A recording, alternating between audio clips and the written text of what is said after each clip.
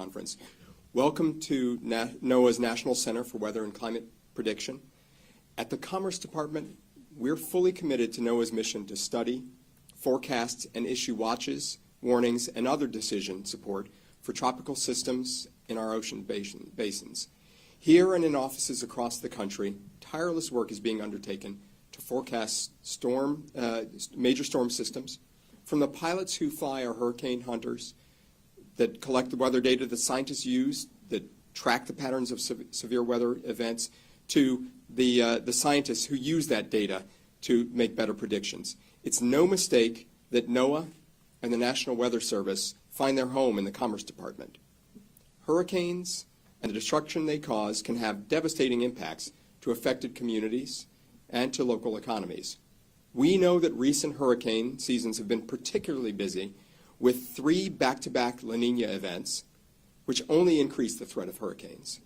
Last year alone, we saw 14 named storms accumulate, 3 of them hurricanes that hit the United States, causing a collective $117 billion in damages when adjusted for inflation.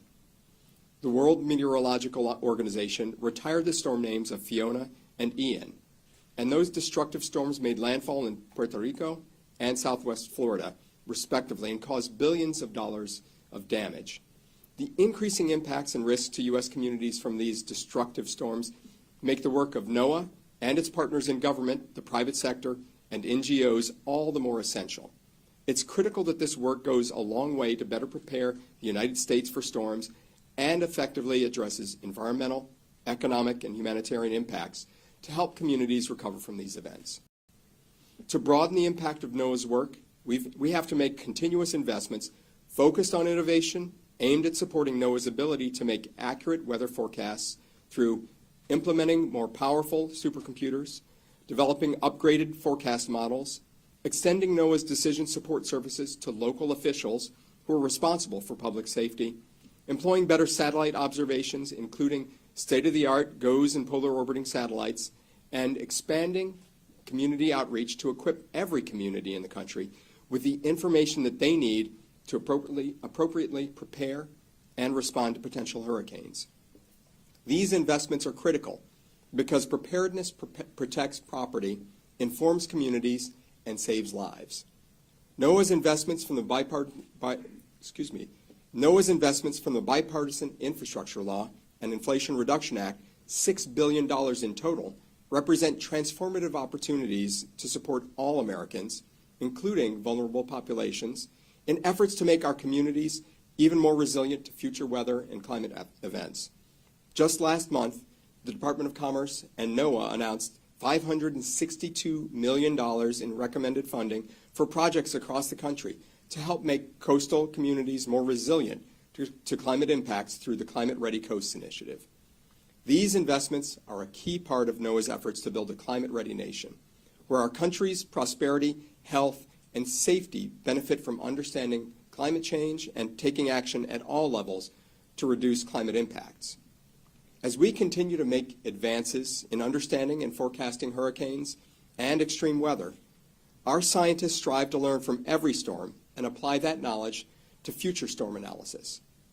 As a result, NOAA's hurricane predictions are more accurate than they've ever been, based on advancements with our new hurricane model.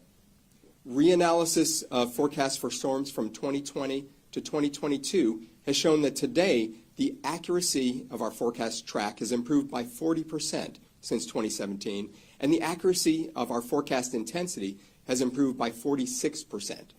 Since 2017, we've also improved the lead time for hurricane forecasts by 2 days, and the 7-day track forecast now has the same accuracy as the 5-day track forecast. The lead time of our storm surge forecast has also grown. Our 3-day advanced storm surge forecast today has the same accuracy as the previous 2-day forecast. These additional days of preparedness can make all the difference in places like Florida, Puerto Rico, and other parts of the country in mitigating the destruction and saving countless lives. These improvements not only make our country safer and more informed about hurricanes and their impact, but they also speak to the importance of the work being accomplished each and every day by the dedicated individuals at NOAA. As hurricane season approaches, the overarching message today is clear. NOAA and FEMA are prepared for the upcoming season. Now it's time for communities to prepare as well. It's absolutely crucial that all Americans living in the potential paths of these storms, even well inland of the coast, follow NOAA's guidance for preparation and determine your risk, develop an evacuation plan, and assemble the disaster supplies that you may need if a severe storm strikes. Please stay informed and be ready to heed warnings from NOAA's National Weather Service and your local emergency managers. NOAA, the Department of Commerce, along with our federal partners like FEMA, stand ready to serve the nation before, during, and after each storm, and ensure that communities have the resources they need to overcome the threat that hurricanes pose. Thank you for joining us today. Thank you to NOAA and FEMA for their continued service to make this country a safer place. I'm sorry I won't be able to stay for the rest of today's event, but with that, I am pleased to turn it back over to Dr. Spinrad. Thank you. Thank you, Deputy Secretary Graves, and good morning to everyone. So, welcome to the NOAA 2023 Atlantic Hurricane Season Outlook. Let me start by saying that whether you're joining us in person or remotely, we really appreciate your attention to this very important announcement. I want to extend my gratitude to my friend, Dr. Mike Farah, for hosting us, along with the many scientists, technologists, technicians who work around the clock in this building and elsewhere to provide weather, water, and climate forecasts and projections to keep the nation safe and informed. I want to take a moment to recognize also that although we're here today to announce NOAA's 2023 Hurricane Outlook, I do want to acknowledge the people of Guam, CNMI, Rota, Tinian, Saipan, as they respond and begin to recover from the devastating impacts of Typhoon Mawar.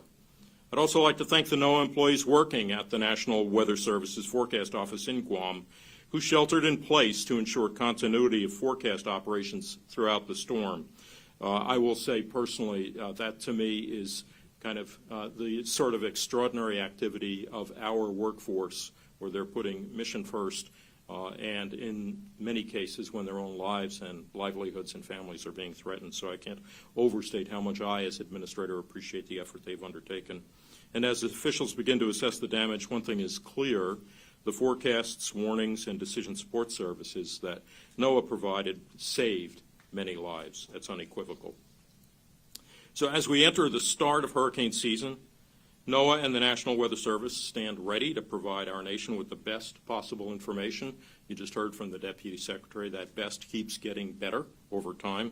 From our researchers to our satellite operators, our hurricane hunter pilots and specialists and scientists, forecasters and communicators, we are prepared to help communities through the upcoming hurricane season with reliable forecasts, warnings, and decision support services. The question is, are you ready? Each year we host this news conference at a different hurricane-prone location to highlight the different hazards that a hurricane can bring. Since we're in Maryland today, I'll note that this year marks the 20th anniversary of Hurricane Isabel.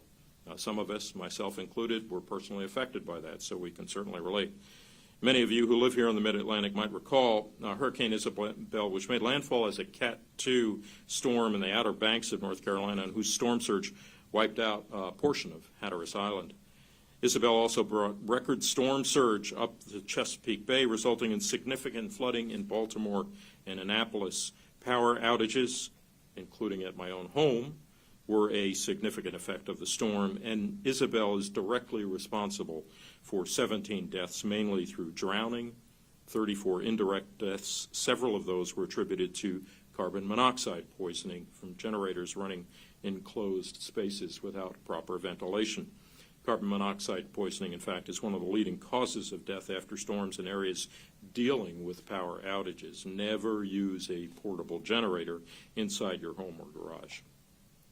This year also marks the 5th anniversary of Hurricane Florence, which experienced rapid intensification off the East Coast and brought significant flooding to the Carolinas. Riverine flooding, not wind, was the major cause of damage and loss of life in Florence. Damages from Florence are estimated to be $24.2 billion. Recovery efforts from the extensive flooding continued for 8 weeks. These recovery efforts were prolonged by impacts from Hurricane Michael, a destructive Category 5 storm, as it moved inland Michael dumped heavy rain and brought hurricane-force winds across a huge swath of the eastern U.S. from Florida through the mid-Atlantic. Many of us remember where we were when these storms hit and how they impacted our communities. Marking their anniversaries helps us remember that being prepared means staying prepared. Another important facet of reviewing previous storms is that we can see the progression of improvements in our observations and forecasting systems that grew out of experience and knowledge each storm provided, whether it be by rapid intensification, intense rainfall, storm surge, or other features. NOAA is in a constant posture of upgrading and improving our service to this nation. Let me give you some examples of key enhancements we're making this year to boost our capabilities for the upcoming hurricane season. As you just heard from Deputy Secretary Graves, investments under the Bipartisan Infrastructure Law and the Inflation Reduction Act have afforded NOAA the opportunity to better support coastal communities responding to climate change through NOAA's Climate Ready Coasts initiative. We have 2 new forecast model enhancements this year. A major upgrade to our storm surge model expands probabilistic forecasts for storm surge to Puerto Rico and the U.S. Virgin Islands, now providing emergency managers and coastal communities with the most likely range of storm surge values so they can be better prepared and informed. Next month, we're launching a new hurricane model that will eventually become our primary hurricane model. The model, called the Hurricane Analysis and Forecast System, was developed by NOAA researchers with hurricane disaster supplemental funding in 2018, 2019, and 2022. Retrospective analysis of storms in the North Atlantic Basin from 2020 to 2022 showed that the new hurricane model provides up to a 15% improvement in track and intensity forecasts over existing models. Directed by the Weather Act of 2017 and developed under NOAA's Hurricane Forecast Improvement Program, the new model aims to improve forecasts for rapid intensification. All of our forecast models run on NOAA's operational supercomputing system. In July, we'll be expanding our supercomputing capacity by 20%. This upgrade will allow us to run more complex forecast models and provide faster and more efficient computing power for operational prediction, research, and development.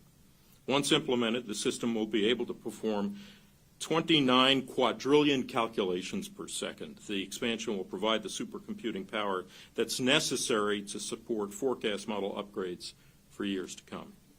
Additional notable product and services upgrades include this year, the National Hurricane Center extended their tropical weather outlooks from 5 days to 7 days. Being able to forecast further out in time helps emergency managers better prepare for the storm. Also, the Weather Prediction Center's excessive rainfall outlook will be operationally expanded out to day 5 this season. Flooding is the deadliest tropical cyclone hazard in the U.S., and these outlooks now provide up to 5 days of lead time on the threat of flash flooding from intense rainfall. This year, we're also continuing to improve our use of various observing tools to better sense the atmosphere within a storm, as well as the ocean state surrounding the system. This includes unmanned drones, sounding balloons, as well as additional sail drones and underwater gliders. Thanks to bipartisan infrastructure law funding, NOAA's National Data Buoy Center will modernize and upgrade the Tropical Atmosphere Ocean, TAO, buoy array. Data from these buoys are fundamental to understanding our knowledge of El Nino and La Nina, as you just heard the DEPSEC allude to, and our ability to better simulate and predict them in climate models. The El Nino and La Nina climate patterns can influence Atlantic hurricane season. These are exciting investments and advancement that will help our agency support communities living in the path of tropical cyclones. This funding and these new capabilities will go a long way in helping us build a climate-ready nation that's more resilient to the threats posed by climate change. So, without further ado, let's dive into this year's Atlantic hurricane season outlook. NOAA is predicting a near-normal 2023 Atlantic hurricane season. Specifically, there is a 40% chance of a near-normal season, a 30% chance of an above-normal season, and a 30% chance of a below-normal season. For the range of storms expected, NOAA calls for the following: 12 to 17 named storms with top winds of at least 39 miles per hour. Of these, 5 to 9 are forecast to become hurricanes with maximum winds of at least 74 miles per hour. This includes 1 to 4 major hurricanes ranking as Category 3 or above and winds of at least 111 miles per hour. Before I close, I'd like to take a moment to remind you now that it's time to prepare. Remember, it only takes one storm to devastate a community. Regardless of the statistics I shared, if one of those named storms is hitting your home, your community, it's very serious. I'd also like to give special thanks to the skilled and dedicated forecasters at the National Hurricane Center in Miami, who work around the clock to deliver timely and accurate forecasts each and every hurricane season, as well as the hurricane hunters who fly hundreds of hours each hurricane season to support critical hurricane forecasting and research, and the numerous members of the emergency management community who are so critical to protecting lives and property. And the experts at the Climate Prediction Center, who develop seasonal outlooks, including the Hurricane Seasonal Outlook, which are used as a tool by decision makers, emergency managers, and the public when preparing for the season ahead. And finally, the dedicated forecasters of the National Weather Service, who work around the clock in every U.S. community to provide weather forecasts and warnings the entire nation can depend on. The dedication of these public servants quite literally saves lives and safeguards our communities and businesses. And now, it's my pleasure to invite FEMA Administrator Deanne Criswell to the podium. Thank you.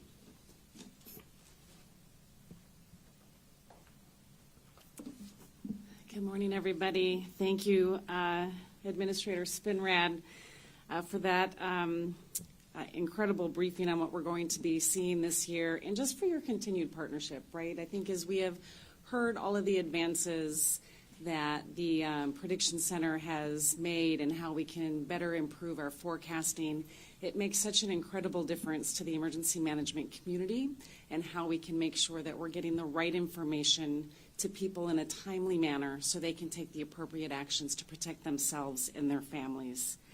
We simply just cannot do our jobs without the support of NOAA, the National Hurricane Center, as well as the National Centers for Environmental Protection.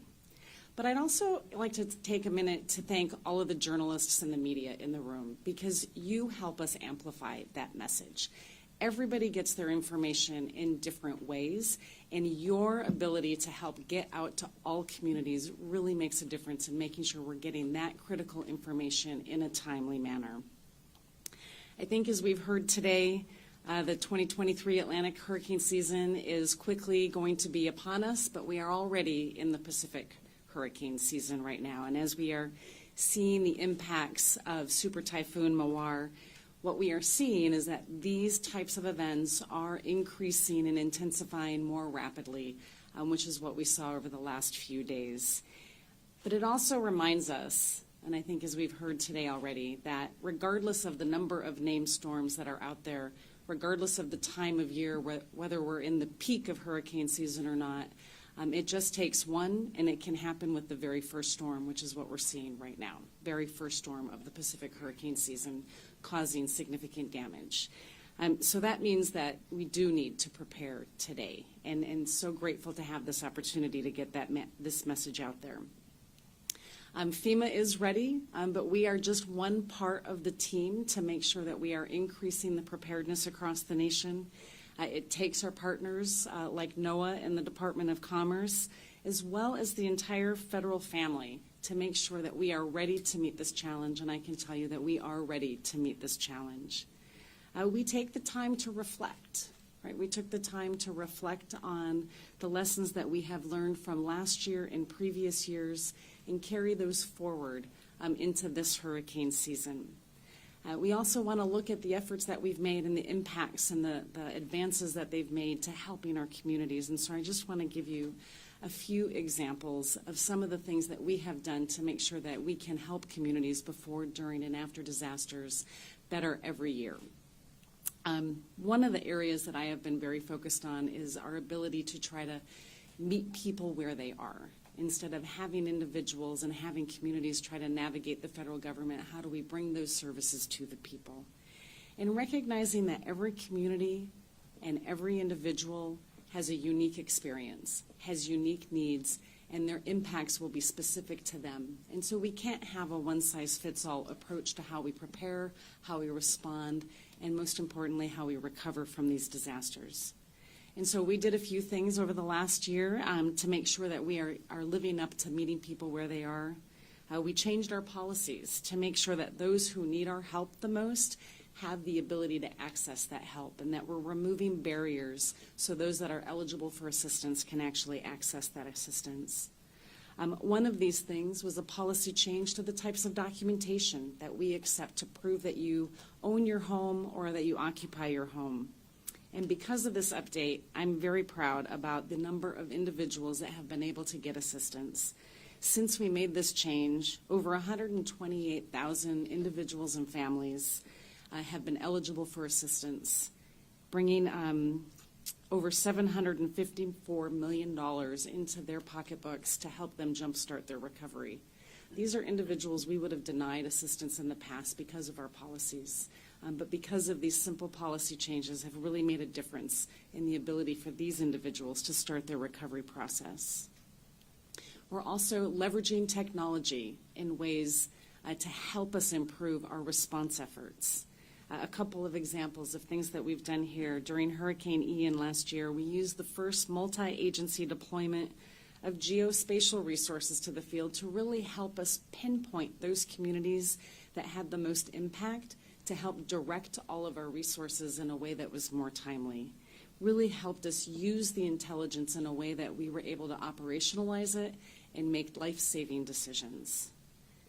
We also continue our work to help communities build resilience to disasters. We're seeing more and more impacts from these hurricanes, and so we have to get ahead of that, and we have to make communities more resilient and reduce the impacts that we're seeing. Just last week, we announced over $160 million in climate resilience funding. This is additional funding as part of our mitigation programs in the Building Resilient Infrastructure in Communities and our flood mitigation assistance programs to really help these communities get ahead of the impacts and start to build resilience. We also selected an additional 46 communities for direct technical assistance, helping these communities, bringing the federal family together to come into these communities and help them think about the ways that they can build resilience, the way that they can reduce impact and be more eligible for the different grant programs that are available across the federal government. And today I'm also happy to share that our partners at HHS announced $65 million in funding for healthcare centers in areas that were hit hard from hurricanes last year. This funding is going to help prevent flooding, upgrade emergency generators, and improve communication and mechanical systems ahead of future disasters. This is yet another example of the Biden-Harris administration's whole of government approach to making sure that our communities are more prepared to withstand the impacts of these extreme weather events. And as I said, we are just one part of the team. FEMA is not in this fight alone. And one of my main focus areas is making sure that those that may have been impacted or may be impacted by a hurricane are also ready.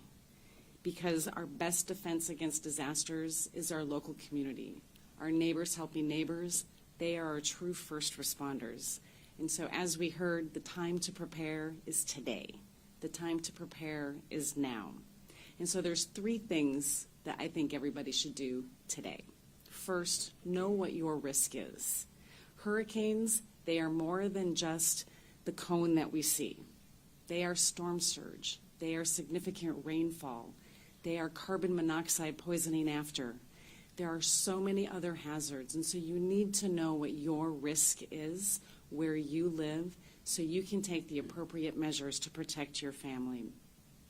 Second, know how you're going to get information. Again, thank you to the media for helping us do that. We all get information in very different ways. There are a number of resources that are available. We always encourage everybody to download the FEMA app. You can also download weather apps from NOAA and the National Weather Service, also in your local community, and sign up for their emergency alerts so you know how you can get information so you can take immediate action when needed. And then third, make an emergency plan. Do you know where your evacuation zone is? Do you know which evacuation zone you're in? Do you know where you're going to go if you're asked to evacuate? Remember that if you are asked to evacuate, moving away from the hazards does not necessarily mean that you have to go another state or two away. It could be just 5 miles away from the hazard into an evacuation center until the threat has passed. So take the time today to learn which evacuation zone you're in and what actions you will take if you are asked to evacuate. And as part of your planning process, it's also time to review all of your important documents. Make sure you have them prepared and ready to go with you in case you need to use them. Review your insurance policies and consider flood insurance if you don't have it already. At FEMA, we say that no two disasters are the same. And in that same spirit, being prepared means that it is not a one-size-fits-all solution. You need to understand what your risk is, what your family needs are, what your unique circumstances are, to take those appropriate measures to protect you and your family. So I implore everybody that is watching at home, listening to this in their car, or reading this in your local newspaper or social media event, learn today what your individual risk is and the actions that you're going to take and plan accordingly. These storms are going to continue to develop faster. They are going to be stronger. They will last longer. FEMA will be ready to support you. If one hits you, are you going to be ready? So with that, I'll turn it back to Dr. Farrar.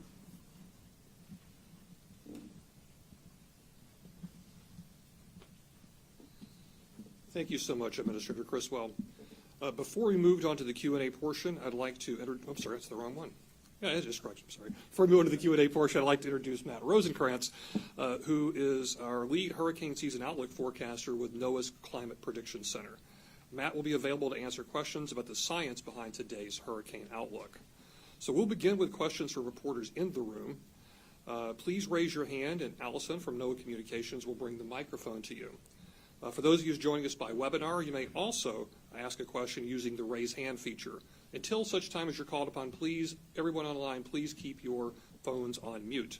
When we do call on you, then unmute your microphone, state your name and media affiliation before asking your question, and the same for the reporters in the room as well. If you prefer to submit a written question, you may also do so using the question box on the right of your screen, and we'll read your answer aloud in the room. Also, if possible, if you have something to be directed to a specific person of our speakers, please let us know who you're directing your question to. And we'll do our best to answer questions in the time available. So for now, we'll take the first reporter question in the room. Seth Borenstein, AP. For Matt, in terms of the forecast, I assume, like others, you're dealing with the clash between El Nino dampening and the very hot Atlantic increasing. Can you explain a little the dynamics there in your forecast? And more importantly, El Nino, once it happens, you know it's going to be around for a few months. How confident are you that the hot Atlantic, the record hot Atlantic that we're seeing now, will be there for a few months? And can you give some insight onto why it is so warm? So, yeah, those two things did come into the forecast, the interplay between the El Nino and the favorable conditions across the Atlantic, not just the sea surface temperatures, but as well as the wind patterns and the shear patterns that are over the Atlantic, as well as the predicted shear patterns over the Atlantic. So it's kind of like a clash between those two big features. El Nino can control about 33 to 38% of the variance, so it's not all of it. The sea surface temperatures in the Atlantic should stay around for months through the summertime, once they're established. Overall, the patterns in the Atlantic that are favorable, they change in what we call the Atlantic multi-decadal oscillation. They change every 25 to 40 years. Now, the specifics as far as how warm it is this year, we are warmer than we were last year. We're about as warm as we were in 2020. Once we move into the summer season and you establish kind of strong high pressures over the Atlantic Ocean, over most of the ocean basins, it's very hard you're not going to disrupt that tropical temperatures as much. You can disrupt the mid-latitude with storms, but not as much as the tropics. So once it's kind of established, it's likely to hold on just as long as ENSO is likely to hold on through the entire season. Now, El Nino, right now the forecast is a 93% chance for that to be an El Nino phase during the core of the Atlantic hurricane season, August, September, and October. But that is likely to last many, many months.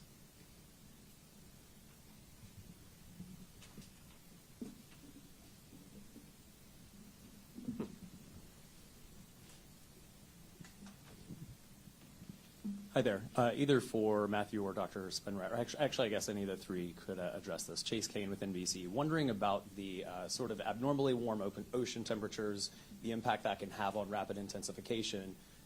People on the coastline might see, oh, a Category 1, I don't need to evacuate, and then all of a sudden it's Cat 3, 4, 5 storm. How do you communicate that risk as these temperatures get warmer and these storms intensify more quickly?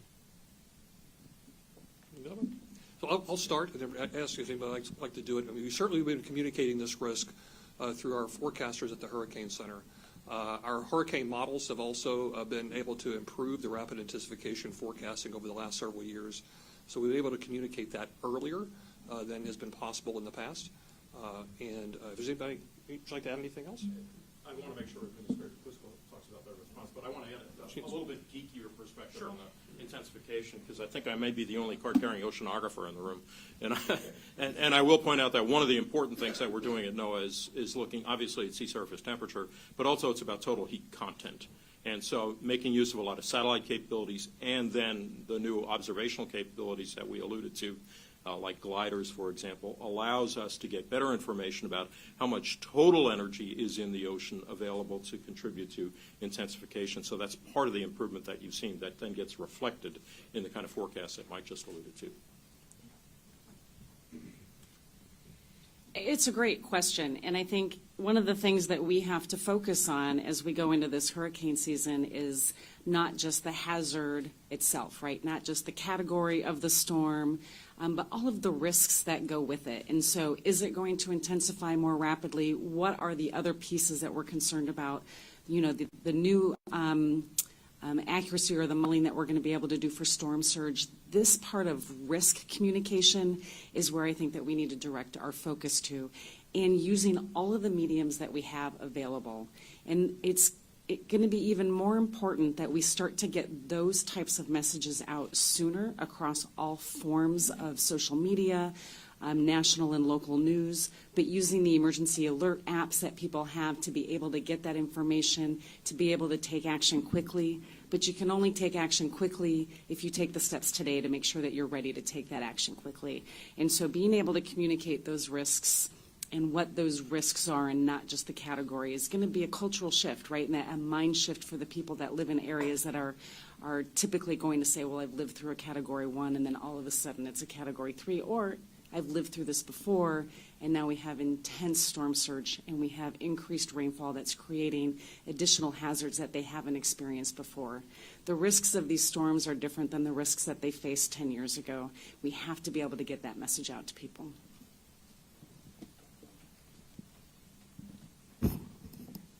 Hi, I'm Tom Frank from E&E News. I have a question for you, Administrator Criswell, about FEMA preparation.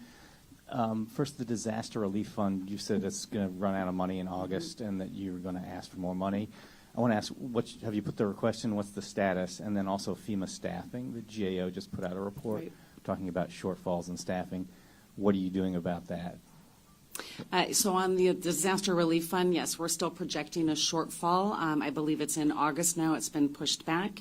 And we are still working with the administration on what a supplemental request would look like. I can tell you that we will always have enough money to be able to respond and make sure that we can support any life-saving efforts that need to happen. But if we do end up with a shortfall, we would see some impacts to the ability to continue ongoing recovery operations. But we continue to work with the administration on that.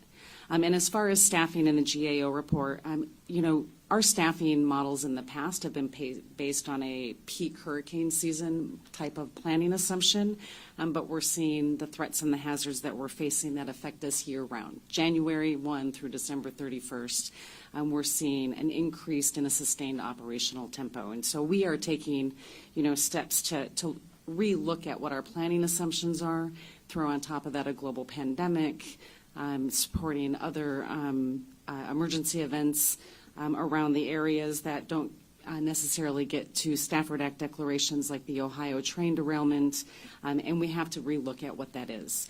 But the GAO report also just focuses on our disaster response force.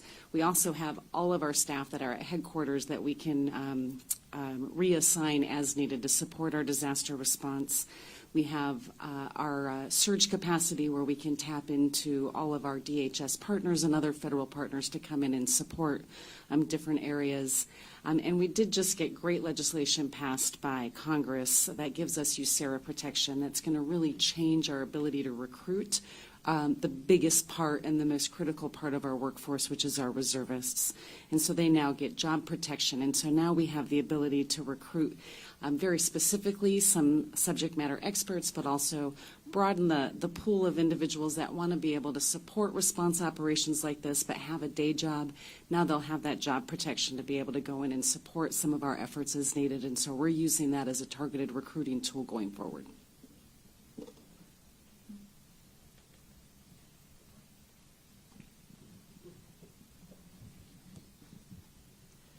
Good morning. Tom Pershut, Chief Med WSA 9 here in Washington. I love computer models, so I'm intrigued with this new hurricane model. Can you talk a little bit about the evolution? Did you start from scratch? Did you take some models and blend them? And when can I get my hands on it? Matt or Rick, I don't know who wants to take that. I can start. Okay, please. So the new hurricane analysis and forecast system is actually being built on the framework of our unified forecast system. This is where we're taking a unified framework for our global and regional models. And so it's been built inside that framework. So we did not start from scratch, but we've added new physics, improved data assimilation and dynamics, and as Dr. Spinner talked about, right out of the box, the very first time we're going to implement it, at least for the 3 years we ran it in retrospective, we were getting around 15% improvement on track and intensity forecasting that we used to have on our HWRF and HMON limited area of hurricane models. Those aren't the only models. We still make use of the global models like the GFS, our international models like the European model as well, and statistical models. So all those are thrown into the mix, and you add on top of that the expertise of our forecasters at the Hurricane Center. So we're continuing to incrementally improve the quality of our modeling. Oh, it's going to be implemented about a month from now, in late June. Okay, I think we've got our first question online. Yes, we have a question online. We have a hand raised from Lance Blocker. Lance, I am unmuting you now. You have to unmute yourself. Please remember to state your media affiliation before you ask your question. You're good to go, Lance. Yeah, thanks a lot. Lance Blocker here, CBS 17 News in Raleigh. Hey, we've had a lot of talk about the impressive El Nino and the above average sea surface temperatures. How did you guys simulate this upcoming season to reach the forecast with somewhat of a rare, unique combination with the upcoming months? And did you use any emergent technologies like machine learning or AI with that process? So we do have we use the global models, again, from our own center and from our partners around the world, UK Met, European Center. That inherently takes into account the sea surface temperatures in the globe all at once. We do have work with the Atlantic Oceanographic and Meteorological Laboratory that has a specific model that addresses interbasin Pacific versus Atlantic sea surface temperatures. That was injected into the forecast. And then we have a few other statistical models. So those are all put into the forecast. The team met, we discussed them, the weak points, the strong points of each one of the models, and then our consensus forecast was the forecast we came up with. And what was the second part of your question? Yeah, I was just wondering if there was any new technology applied to it, machine learning, AI, any of that, or is it still in experimental phase? For this product, that is, machine learning AI is still in a developmental phase for this product. Thank you. All right, thank you. We now have a question from Rebecca Hersher. Rebecca, I am unmuting you. Can you please unmute yourself? Yeah, thanks. Rebecca Hersher from NPR. I'm wondering if it's abnormal to have this many storms forecast, a 70% chance of a normal or above normal year during a year with El Nino. Has that happened before? It seems like a pretty large number. Yeah, so when I look back on the historical data we've had anywhere from 6 named storms to 18 named storms during El Ninos. the stronger an El Nino event, usually the less amount of storms you have. But we are also in an active era, and having a strong El Nino with an active era and such warm SSTs, I've only seen it one other time in the historical record. There's not a lot of analog evidence for it. So it's definitely kind of a rare setup for this year. And that's why our probabilities are not 60 or 70%. They are a little bit to reflect that uncertainty that all of our, combined a couple hundred years of experience doing tropical analysis with the team. When we looked at it, we were like, wow, there's a lot of uncertainty this year in the outlook. So that's why we have those probabilities and the ranges the way they are. All right, thank you, Kara. Next, we'll have a question from Kara Corte, CBS News. Kara, I'm unmuting you now. If you can unmute yourself as well. Thank you all for doing this. Administrator Criswell touched on this a bit, but can you all speak to how you anticipate increased intensity of these storms due to climate change this year and beyond? And then also, I believe there were storms fairly late in the season last year. Is that a trend we can expect again this year and in the future? Thank you.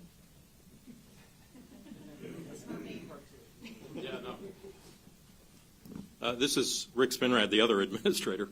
And I will point out that what we do see, with respect to your question on a climate signal, I would say that first of all, fundamentally, we know that with climate change and increased energy coming into the system, that energy has to go somewhere. So we see it in a variety of different forms. You may see it in slightly more energetic forms. You may see it in storms, rather. You may see it in storms that, for example, yield more precipitation, slightly stronger winds, that kind of thing. And so I oftentimes use the case of Hurricane Harvey, where we saw almost 5 feet of rainfall as an example of the kinds of manifestations that increased energy coming into the system can produce. And you had a second question, which I think might be more appropriate for Matt with respect to some of the statistics. Can you repeat that question, please? Yes, I believe there were storms fairly late in the season last year, later than normal, into November. And so I'm wondering if we anticipate that happening again. So this specific outlook does not have any information about early or late season storms within today's outlook. We have during active years, like 2020, 2021, we do tend to see more early season and late season activity. But that's generally because the entire situation is more conducive to more formations. So if you have an active year, you typically do have more front and back end to the season storms, but not necessarily. But this specific outlook does not have any information, and it's not part of the package that we look at. We're just doing the total season from these numbers. So we're not. I can't really give you any information on should we expect a late season this year or not.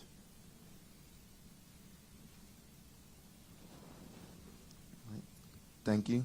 Next, we'll go to Scott Dance. Scott, I am unmuting you. If you can unmute yourself as well. Yeah, thank you. This is Scott Dance with the Washington Post. I was just wondering, is this forecast maybe a sign that global warming and ocean warming in particular could change the way that El Nino behaves in the Atlantic basin in hurricane season, or the effect of it, limit the effect of it in some way? So there's kind of two parts to that answer. There is open areas of research within NOAA and the academic community on the global response to El Nino or La Nina, and what does that look like in future scenarios with a warming planet. And then as far as, so that's an open area of research that still needs to be investigated. And then as far as this year, El Nino versus the sea surface temperature, as I said, it's a pretty rare condition to have both of these going on at the same time. Favorable conditions in the Atlantic, the El Nino developing. So there's not really a lot of analog for that to look at.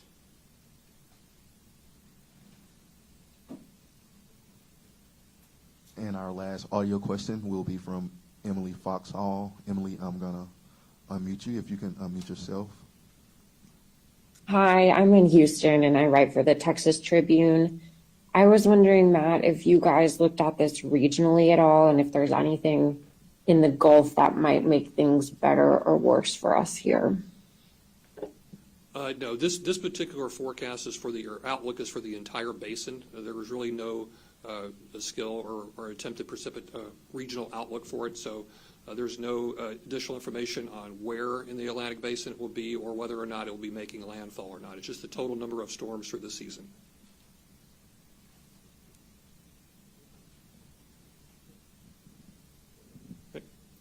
Claire Fiesler with the Post and Courier in Charleston, South Carolina.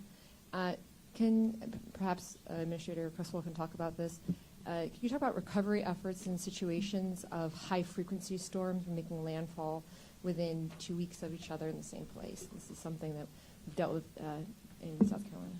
Yeah, I mean, that's a great question, right? And so anytime we have a community that is ongoing, still going through a recovery from a previous storm, it just makes them that much more vulnerable to any future events that might come through there. And so we pay very close attention to what the current status of recovery efforts are and where the gaps are, where the weakened infrastructure is and where it's more vulnerable, so we can put the appropriate measures in place to have the resources available to quickly stabilize that event afterwards, but also if there's anything that we can do to shore up or stabilize ahead of a storm. I think a good example of that is really some work that we're doing in Puerto Rico right now.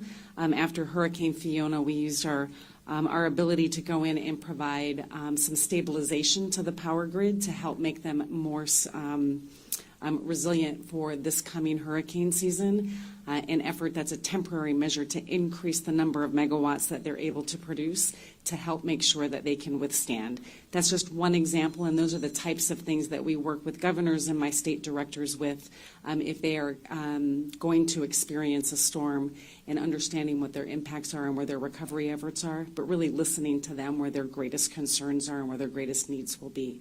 But it's also really important then for individuals, right, that are still ongoing their recovery efforts to be able to take those actions today to know what they're going to do, how they're going to prepare, where they're going to go to be able to protect themselves and their families. We're now going to go to a couple of written questions from contributors online. Yes, thank you. Our first written question is from Judson Jones with the New York Times. Judson wants to know, with above average sea surface temperatures and current weather patterns, is there a concern for early season storms forming near the U.S.?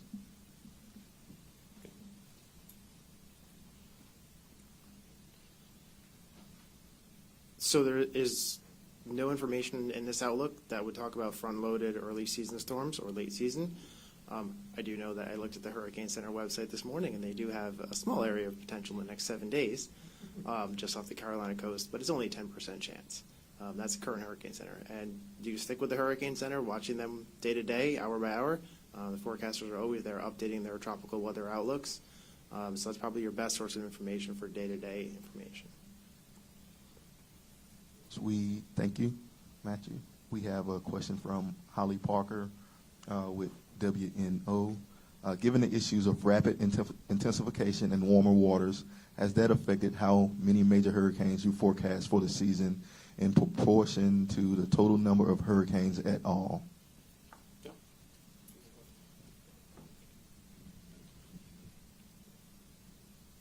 The rapid intensification, the changes in that current years did not play an actual computational impact into the numbers. The numbers come out of the models and the statistical models. They all come out at the same time. There is a relatively smaller percentage, with 1 to 4 major hurricanes, as a percentage of the number of named storms that could make major hurricane. And that's really a reflection of the potential for increased shear and increased stability due to the impacts of El Nino.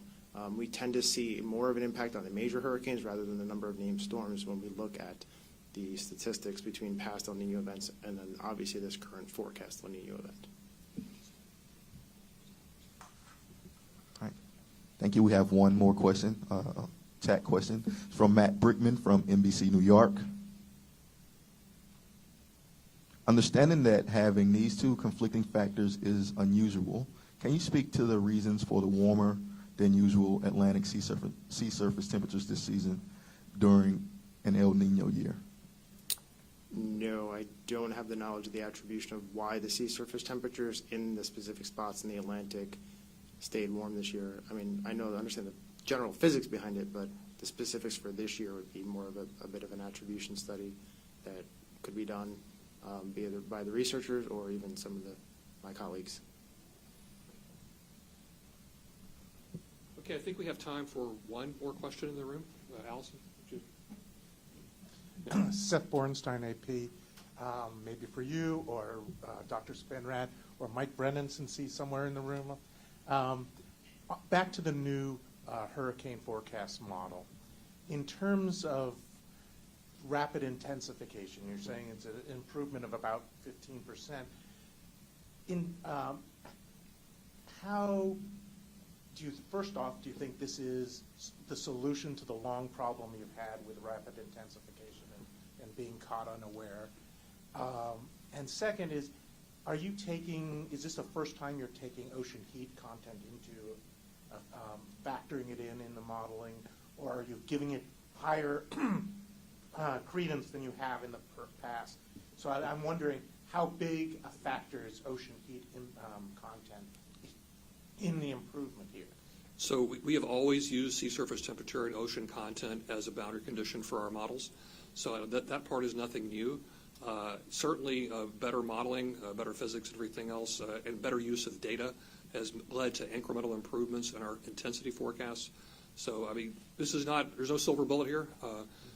We need continued observations, continued improvement in the models, potentially higher resolution and more ensemble members to get to the uncertainty. So I think we're just going to continue to crack away at this problem, just like we do in the atmospheric forecast, just continue for incremental improvements. Did you have anything to add? Mike, you just want to add that part of the ocean that is different is our observational capabilities. So whether through gliders or something, Right. Autonomous systems. Dr. Spinner made a good point. Part of our gaps in the past has been really we have a lot of satellite data, a lot of data over the surface of the land surface, but our in situ ocean observations are pretty sparse. And so we've made use not of just with the conventional buoys, but we've been taking advantage into new commercial platforms and mobile platforms such as the gliders, and sail drones, for example. And adding those observations in has really helped us incrementally. Is that going to be the last word? We got one more. I think we have time for one more. Go ahead. There, Chase Kane with NBC. For Administrator Criswell, I'm wondering if you could talk about with the overall trend of whether it's hurricanes or other climate-fueled weather events costing a lot more money, causing more damage. How do we shift the conversation to adaptation instead of just the disaster response? Incredibly important question. We are definitely seeing an increase in the amount of recovery costs that we are doing. I don't have the exact stat in front of me, but it's somewhere of the amount of money that we've spent over the last 5 years in recovery is equivalent to like the previous 15 years, right? And so we can certainly get you that number, but we have to switch that conversation. We have to be able to get ahead of this and get out of this continuous response, recover, rinse, and repeat cycle and get ahead of this and reduce the impacts. That's why we've made incredible investments through the programs that we have, through our Building Resilient Infrastructure and Communities Mitigation Program, our Flood Mitigation Assistance Program. Also, as we're doing recovery, we have the ability to do mitigation as they're rebuilding to make sure that they can rebuild their infrastructure in a way that's going to reduce the impacts from future disasters. That's just FEMA's part in this, but this takes the entire whole of society to be able to have these conversations, to look at what your future risks are going to be and take the measures today to put the adaptation pieces in place to help reduce those impacts. And it has to be based on the future risks. We can't continuously focus our efforts on what has happened to us in the past because the threats and the risks that we're experiencing today are different than 10 years ago. They're going to be different than what we see 10 years from now. And so through the work of NOAA and all of the different climate products that they're putting out there to help us better understand what those risks are going to be critically important as we make those investment decisions today. That appears to be our last question. So I'd like to once again thank our speakers for today. Deputy Secretary Graves, who's had to leave before, NOAA Administrator Dr. Spinrad, FEMA Administrator Criswell, and our lead hurricane forecaster Matt Rosenkrantz. A reminder that the news release for today's announcement is available at noaa.gov. A recording of the event will also be added to the news release later this afternoon. Follow-up questions and interview requests may be sent to nws.pa@noaa.gov. So thank you all for coming. I really appreciate all your wonderful questions and interaction. And that concludes today's press conferences. And thank you for joining us, and have a wonderful day.